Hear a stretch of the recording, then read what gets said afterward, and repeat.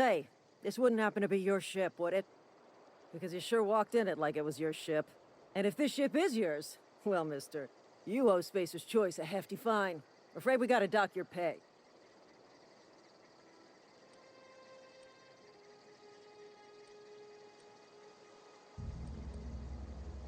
I'll waive your fee since you helped us with those marauders. If you're looking for work, talk to the constable down in Edgewater. She's got a bounty on marauders. Edgewater's not too far. Just follow the road east of here, over past the cemetery. Now, if you'll excuse me, I need to inspect the crime scene before I make my report.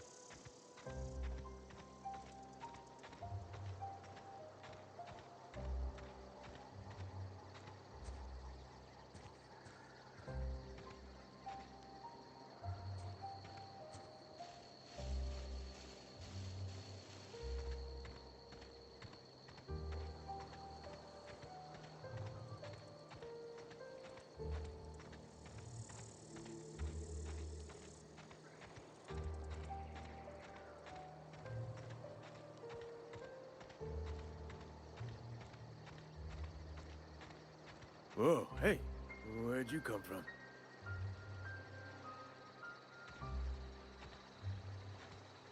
Don't go ambling out in those hills. That's marauder territory, friend.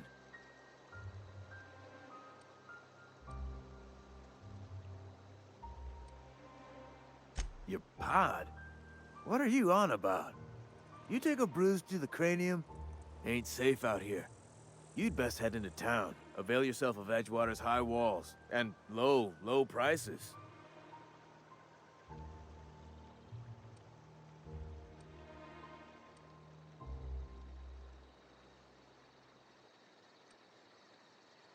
Pleased to make your acquaintanceship. I'd shake your hand, but I've been hauling corpses. You don't want none of that on you. Name's Silas. Junior in humor for the town of Edgewater. We're all part of the Spacer's Choice family.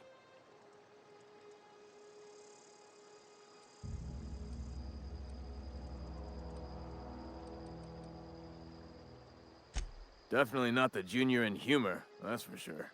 If you've got business inquiries, you should stop by Reed Thompson's office. He's up in the tower above the cannery. Head into town, follow the road.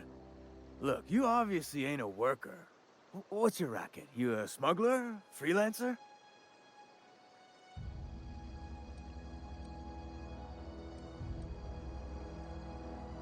Edgewater is a company town, board-owned and operated. That includes the cemetery. None of us own our grave sites, we rent them from the company. Renting means money. Money means paperwork. Paperwork means signatures. Some of our families become a mite delinquent in paying their dues, you see?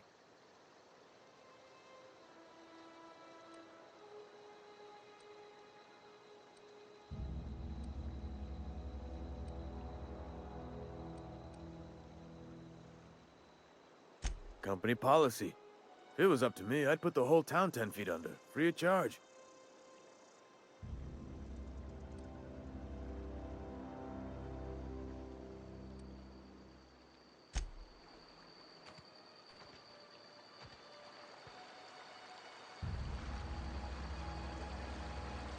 Huh? What? I wasn't dozing off. Huh? What? I wasn't dozing off.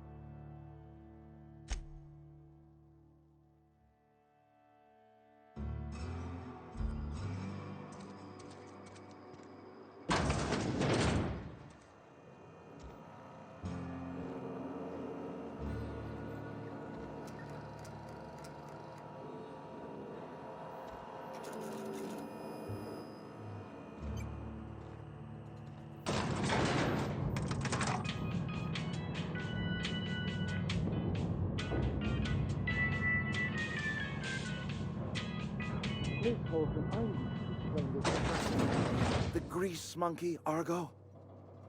I'm sorry, Mr. Thompson, sir. You asked why it's taking so long to fix. The answer's technical. Don't apologize. Just try using small words for me. The can's bust open in the oven because she's set to cook saltuna, which isn't what we've got. Mr. Thompson? I think there's someone here to see you. Focus, Miss Holcomb. You and I are still talking. Let's start over. Walk me through the process. Show me where it's going awry. Seems we've got a guest. Really now, Parvati, I do wish you'd spoken up. I do apologize. I was given no forewarning of your arrival, or I might have welcomed you at the gates myself.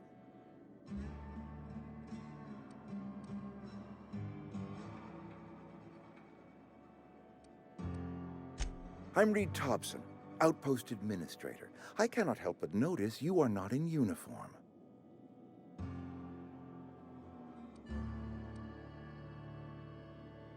Of course not. I don't have that kind of luck. Seems I allowed my excitement to run away with my wits. Been a few seasons since we've had a visitor pass through.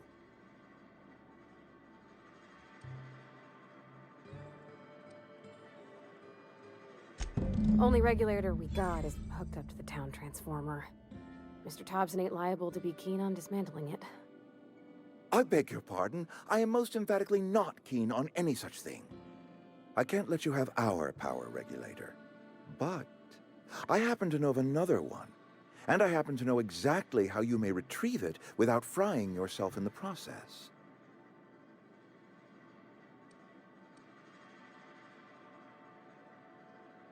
My proposition benefits the both of us. Please, hear me out. There's a power regulator in the old botanical lab. It's mostly abandoned, so all that power is being squandered. Go down to the geothermal plant. Reroute power from the botanical district over to us. Once their power's shut down, you can have their regulator and be along on your way.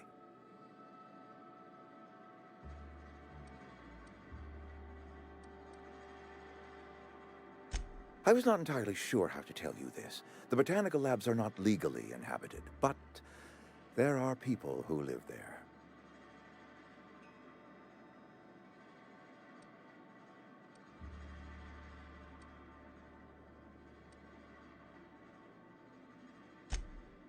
No, I do not imagine they will be pleased.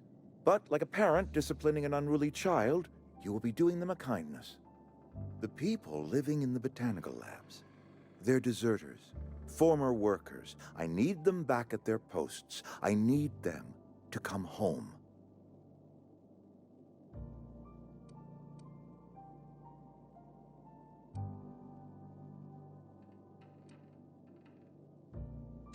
Good law, no, I don't want you killing anyone, least of all them. My hope is that by cutting off their power, you will convince those deserters to come back to town. Before you go to the plant, I want you to stop by the botanical lab. Speak to their leader, Adelaide. Tell her the power's about to go, and that it's time her band of deserters came back to town.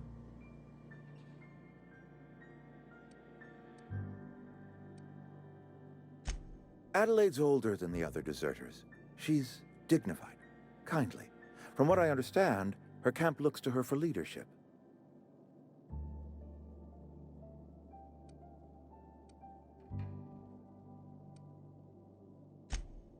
That is not a hypothetical I enjoy entertaining. We need Adelaide back. Nonetheless, I will settle for the return of her followers. We belong to one community, the Spacer's Choice family. If we dissolve into factions, then we will all perish separately. Adelaide will understand that. My dad told me all about the plant. Taught me all he knew. I could come in useful. I mean, if that's all right with you, Mr. Thompson. Sir. I hesitate to part ways with Miss Holcomb, but I cannot deny that she is talented and may prove useful to you. You will need an administrative passcode in order to enter the plant. I am trusting you with mine, and trusting Miss Holcomb to guide you if you'd like.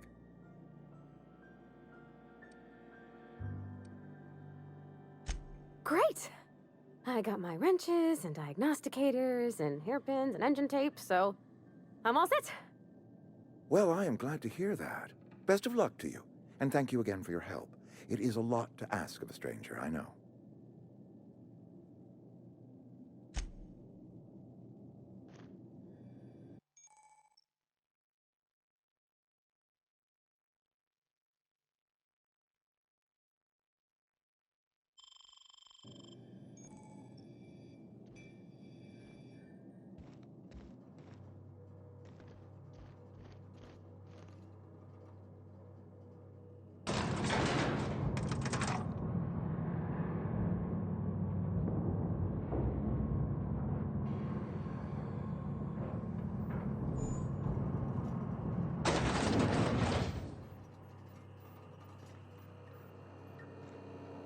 Hey, mister, can we talk?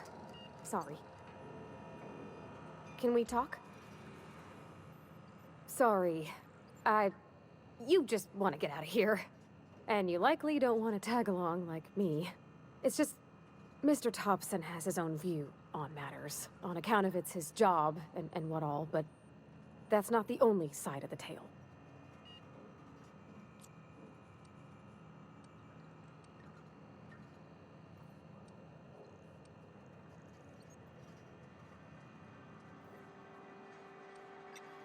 To Mr. Thompson, a person's a gear. It does its job quiet-like. If it squeaks or stutters, it gets replaced. The deserters are decent folk. I knew some of them before they left.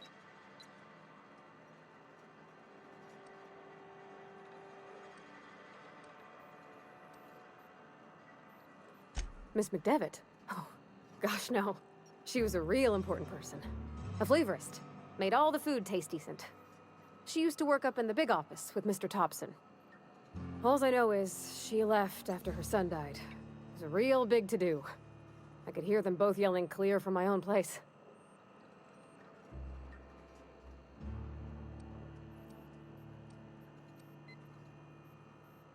Can't say as I know. I wasn't there. The sound carried, but not the words. If Mr. Thompson ain't of a mind to tell you his own self, you'd best ask Miss McDevitt, if he can get out to her.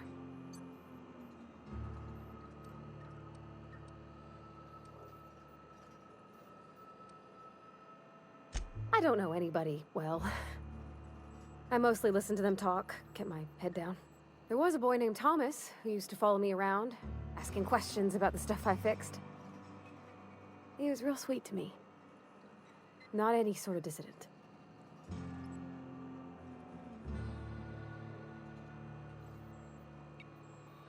Life's hard here, especially for them that don't fit in so well.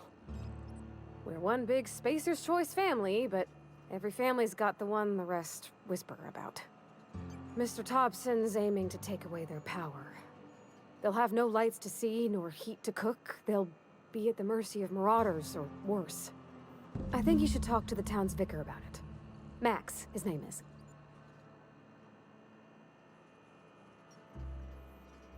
Thanks, mister. I just think when you gotta make a decision that'll hurt somebody, it's best to think on the right and wrong of it. That's what my dad used to say anyways.